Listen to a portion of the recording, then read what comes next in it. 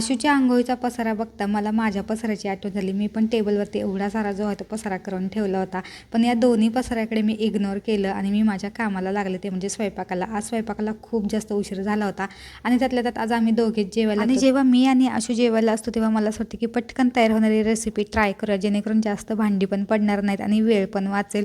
आणि यूट्यूबवरती मला ही रेसिपी सापडली होती, बटाट्याचे पराठे. तर यात बटाटा शिजवून नाही तर खिसून टाकलेला आहे आणि याचा जो डव आहे तो फक्त लिक्विड स्वरूपात केलेला, त्याच्यामुळे याला आपण बटाट्याचे पराठे म्हणू शकतो. आणि मी आता घरी गेले होते तेव्हा मला घरच्यांनी सांगितलं होतं की आशूला जे आहे ते गॅससमोर उभं करत जाऊ नको, पण त्याचं होत असं की आशू एकतर घरात एकट्याच असतो आणि त्याच्यासोबत खेळायला पण कोणी नसतं. आणि त्याला कितीही खेळणी खाली काढून दिली तरी तो त्याच्यासोबत अजिबात खेळत नाही. त्याला जे आहे ते माझ्यासोबतच किचनमध्ये उभं राहायचं असतं.